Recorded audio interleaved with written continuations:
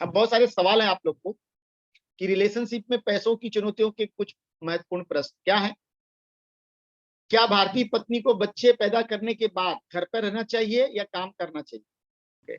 एक बात बताता हूँ, देखो आज के जमाने में अगर लेडीज ये सोच रही है ना, मैं हाउस वाइफ बन के मेरा लाइफ अच्छी तरह से बिता सकती हूँ, तो ये बहुत गलत।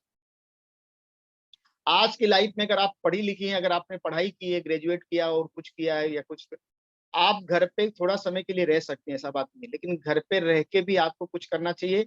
अगर आप बाहर जाके काम नहीं कर सकती हैं तो घर से कुछ कर सकते हैं, ऑनलाइन कुछ करिए या कुछ ट्यूशन क्लासेस करिए, कुछ ना कुछ करके बिजी करके ना, भले आप 10,000 रुपए कमाइए चलेगा, लेकिन कुछ ना कुछ करिए, अपने आप को बिजी रखिए।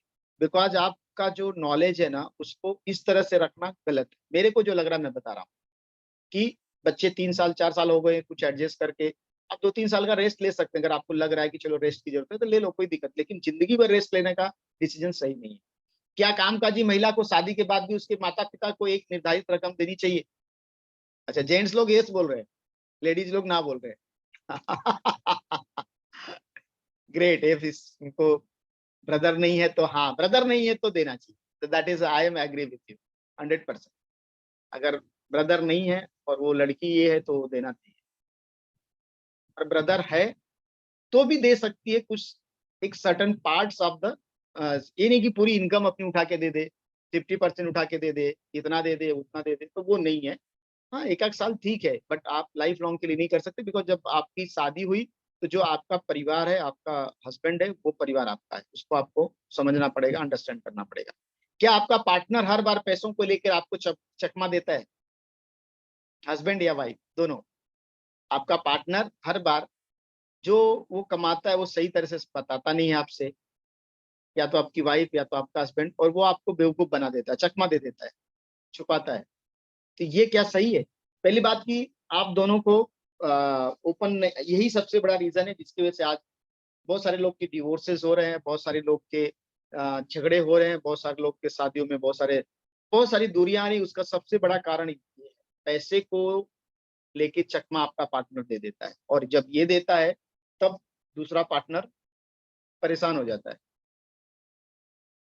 क्या आपकी परोपकार प्रवृत्ति से आपका साथी रुष्ट है? आप बहुत बड़े दानवीर हैं, अपने दोस्तों को, अपने रिश्तेदारों को, अपने भाई को, अपने सबको बहुत ज्यादा आप, मतलब कुछ भी प्रॉब्लम हो गया उसको सपोर्ट करते हैं, वही आपको, और क्योंकि वो सपोर्ट आपने किया मतलब वो दान हो गया।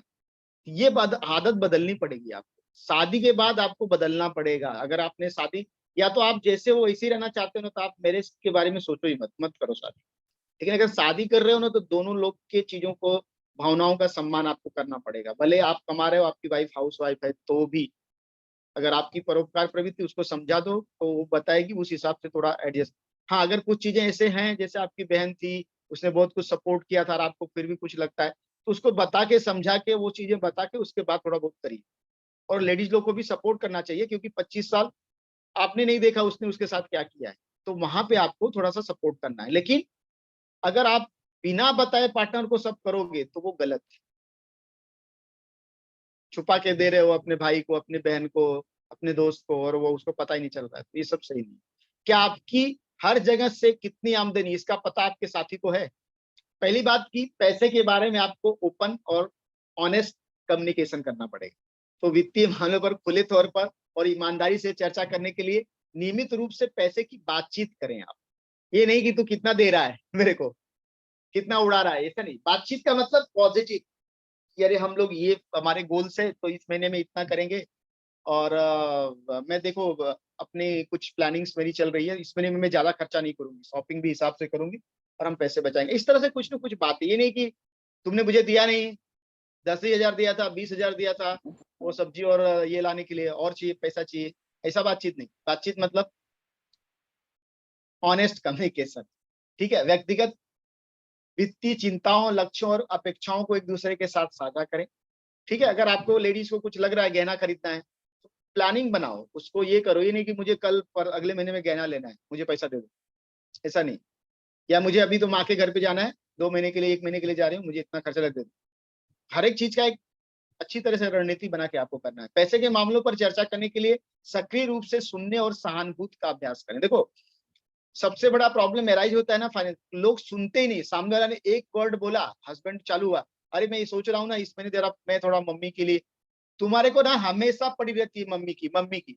अरे भाई मम्मी की नहीं, तेरे मम्मी की बात कर रहा हूँ। अच्छा मेरे मम्मी की, फिर ठीक है, फिर ठीक, फिर सही है। क्यों?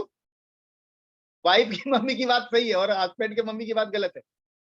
समझ रहे, मतलब पूरा कम्युनिकेट ही करने नहीं देंगे, उसके पहले ही चालू हो गए। एक आया था, मैं कहीं वीडियो देखा था, वो बंदा फोन करता है, बोलता है हाँ मम्मी मैंने आपके लिए प्लेन का टिकट बुक कर दिया है, आपके लिए मैंने ये व्यवस्था कर दिया, आपके लिए होटल बुक कर दिया। वो सुनती है उसकी वाइफ, बोलती है क्या हमारी लॉटरी लग गई क्या, सब कैंसिल करो। वो बोलता है, फिर फोन करके बोल मम्मी अभी मेरी इसने बोला है कि सब कैंसिल कर दो, इसलिए मैं सब कैंसिल कर रहा हूँ। तो पूछती है, अच्छा हो गया चलो। फिर उसकी माँ का फोन आता है, अरे बेटी अभी दामाद जी ने सब बुक किया था, सब कैंसिल कर दिया। तो उसको टेंशन होता है, अरे ये तो मेरी मम्मी का था, उसको लग रहा है अपनी माँ का बात कर रहे। तो ये चीज आपको ना, मतलब बहुत लोग बार है ना, आपको समझना पड़ेगा कि जब आपकी शादी हो जाती है तो आपके दो माँ बाप हो जाते हैं। जैसे लड़की के माँ बाप हैं, लड़की को आके लड़के के माँ बाप को उसी तरह से एक्सेप्ट करना पड़ेगा। भले वो आपकी सास आपको गाली देती होगी तो भी, हो सकता है वो देती होगी, लेकिन आपको उस तरह से एक्सेप्ट करना। इसी तरह लड़के को भी आपके माँ बाप को जितना आप सम्मान देते हो, आपके वाइफ के माँ बाप को भी, भले वो कैसे भी हों, क्या भी उनका थॉट प्रोसेस, तो भी आपको उनका रिस्पेक्ट करना चाहिए, तब जाके रिश्ता चलेगा। नहीं तो अगर दोनों साइड, ये बहुत इंपॉर्टेंट है। ठीक है। साझा वित्तीय लक्ष्यों और प्राथमिकताओं की स्थापना करना। जैसे आपको आपकी ईएमआईज हैं, तो ईएमआईज के जाने के बाद आपकी फ्यूचर प्लानिंग क्या है भाई, आगे 10 साल 20 साल बच्चे बड़े होंगे या फैमिली चलेगी, तो उसमें आगे, तो वो सब चीजों को आपको एक बनाना पड़ेगा, फाइनेंशियल गोल्स आपके रखने पड़ेंगे, और अपने पैसे के हर महीने चीजों को अंडरस्टैंड करना पड़ेगा। आप आएगा उड़ा दोगे, ये कर दोगे वो कर दोगे, करो, आपको सब चीज करने का अधिकार है, लेकिन उसके लिए पहले कमाओ। हम बोलते हैं ना, हम वो पैसा खर्चा करें, बहुत सारे लोग क्या करते हैं, क्रेडिट कार्ड स्वाइप कर देते हैं और फिर उसको भरने के लिए सोचते हैं, ऐसा नहीं है। पहले कमाओ फिर उसको खर्चा करो, खर्चा करके फिर कमाने के बारे में मत सोचो, फिर परेशान रहो।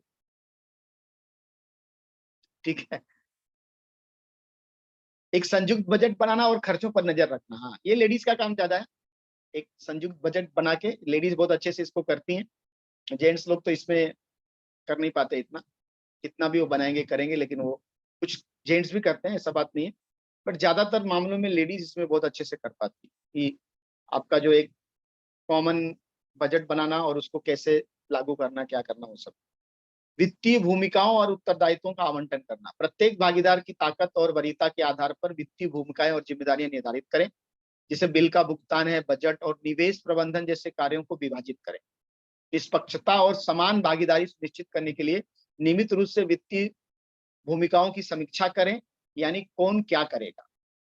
ये आपको अंडरस्टैंड होना पड़ेगा कि ये मेरा, अगर दोनों वर्किंग है तो आपको वो करना चाहिए, अगर दोनों वर्किंग नहीं है तो वाइफ को उस हिसाब से एडजस्टमेंट करके, हाउस वाइफ रहते हुए भी अगर वो पढ़ी लिखी तो कुछ ना कुछ उसको काम घर से करना चाहिए।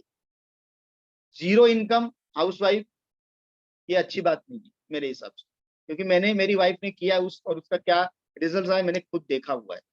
ठीक है, मैं अपनी प्रैक्टिकल एग्जांपल से बता रहा हूँ, 30 साल का अनुभव। एक आपातकालीन निधि का निर्माण करें और भविष्य के लिए बचत करें। एक ऐसा खर्चा बनाएं आप जिसको आप निकाल नहीं सकते, हर महीने डालते जाएंगे और उसको आप 5 साल 10 साल जो नहीं निकाल सकते, इस तरह से आपकी एक बचत होनी चाहिए। जो भी आप कर सकते हो वो आपके फाइनेंशियल एडवाइजर आपको बताएंगे, बिकॉज भविष्य में कभी न कभी कभी एक ऐसी जरूरत लगती है जब भी, कि हमको पैसा कहीं से नहीं मिलता है, तो हम क्या करेंगे। अगर ऐसा नहीं करेंगे तो चीजें बहुत ये हो जाएंगी। हमारे पास यहाँ पे एक फाइनेंशियल प्लानर भी है, आपको मैं मिलाऊंगा लाइव टेस्टिमोनियल्स हमारे पास, जिनको फाइनेंस के बारे में उन्होंने बहुत अच्छा, उनको नॉलेज है, उन्होंने खुद अपने लाइफ में प्रैक्टिकली किया हुआ है। मेरे से ही मेंटरशिप उन्होंने लिया, लेकिन अपनी चीजों को बहुत बेहतर तरीके से किया। मैं आपको लास्ट में मिलाऊंगा, सब लोग रुके रहना, जाना मत, क्योंकि लास्ट में मैं आपको ये सब जो चीजें बता रहा हूँ ना, इसको फॉलो करके जितने लोग अपने लाइफ में सक्सेसफुल है उन लोग को मैं मिलाऊंगा। उसमें से कुछ लोग यहाँ पे अवेलेबल हैं जिनको मैं आपको मिलाऊंगा। स्ट्रगल को सुलझाना और समझौता करना। आपके रिलेशनशिप में स्ट्रगल रहेंगे, उसको आप खत्म नहीं कर सकते हो। हस्बैंड वाइफ में थोड़ी छोटे मोटे झगड़े होते रहेंगे, बट उसको कैसे सॉल्व करना है और आगे बढ़ना है। देखो, कॉम्प्रोमाइज लाइफ में कभी कभी करना पड़ता है, बट कॉम्प्रोमाइज का मतलब ये नहीं होता है कि आप हमेशा सामने वाले को ही ये करते रहो। कॉम्प्रोमाइज करने का एक तरीका होता है, वो हम आपको बताएंगे किस तरह से कोई चीजों को लेके कॉम्प्रोमाइज करना है। जब आपके घर में आग लगे तो ही दोनों चिल्लाएं, नहीं तो एक चिल्लाता है दूसरे को चुप हो जाना चाहिए। अगर एक ने चिल्लाना चालू कर दिया, जोर से बोलना चालू कर दिया, तो दूसरा पार्टनर को चुप हो जाना चाहिए, चाहे वो हस्बैंड हो चाहे वो वाइफ। दोनों तभी चिल्लाएं जब घर में आग लग गई। आपका जो फाइनेंशियल बोलते हैं ना, बेवफाई और रेस्ट से बचना। बहुत सारे लोग को क्या करते हैं कि जैसे मैं पहले भी बताया कि सीक्रेट बना के रखेंगे अपने इनकम के बारे में। अब वो लड़की आएगी, समझो उसका एफडी बना के रखी, वो बताएगी नहीं, हस्बैंड इधर भर रहा है, इंटरेस्ट भर रहा है, और वो एफडी तुम्हारी किस काम की है तो फिर तुम दे दो ना, उसका इंटरेस्ट नहीं जाएगा।